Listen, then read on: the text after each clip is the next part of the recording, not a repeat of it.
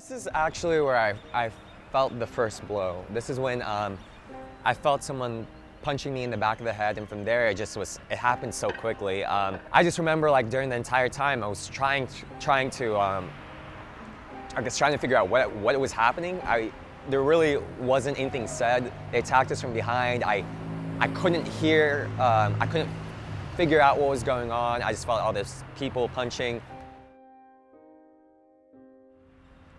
So like when those guys were walking away, basically when they were calling us fags and faggots, and that's when it really hit me. Like I realized I wasn't being attacked because I was being mugged.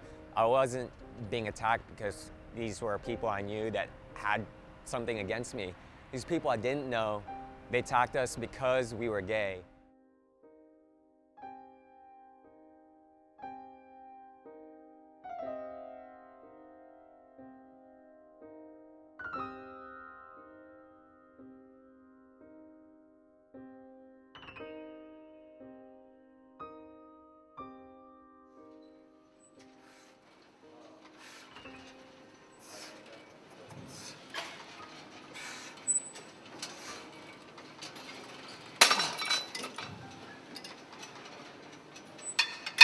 After the attack happened, I remember thinking, like, after everything settled, like the next day, and when Jeff asked Matt and I if we were okay to go to the media, I remember, like, just briefly hesitating and thinking about it, because I was like, wait a minute, what if my family finds out?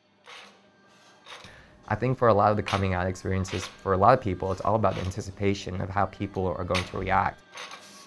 When I finally ended up having the courage to call or to tell my mom, and she was more just glad that I was okay. She was more concerned about my safety. And I know, like, she was like, look, we still love you, and like, I'm just worried about you. You know, this attack isn't just about us anymore, because it affected a lot of the members of the gay community, and it really shook up their sense of safety.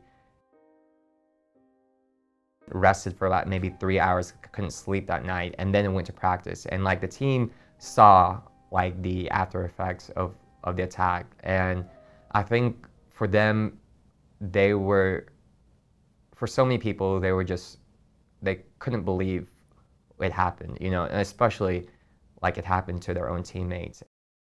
Standing here today with all of you as we cry out with one unified voice that the time for ignorance and hate is over. I understand and respect that there is a due process that needs to take place before the authorities can actually call this crime a hate crime. However, I am not going to tiptoe around that word. They were followed, attacked from behind, and brutally beaten by 4 men who uttered slurs.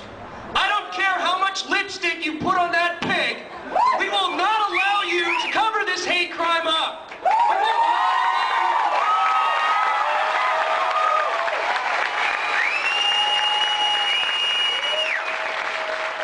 I'm not lying when I say that for a lot of the guys, you know, they've become my family. Like, a lot of them are my closest friends. And within like less than 5 days, we were able to do so much, get so many people, and get the councilmen and women, like, to have them come and speak, and the chief of police. Like, it just happened so quickly. And I remember there was a time where I was just like slightly overwhelmed with the entire thing. But at the same time, the whole experience is very humbling, and especially watching it grow, and then the day of the event, seeing like over 1,000 people coming, just filling the streets, and then when we were in front of the banner, just looking back and seeing the people turning the corner, that was really, really moving.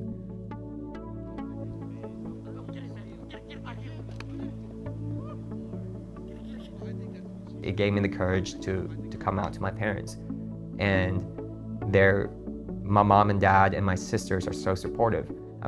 My family is so supportive. it gave me the courage to like come out basically to the entire world. And you know, like, I think the attack gave me clarity because it let me see that people love me no matter what. Like, I've had so much support from work. I've had so much support from friends that I haven't talked to in like years. And it really was an eye opener. And it really showed me that, you know, it really showed me that what I did coming out was right.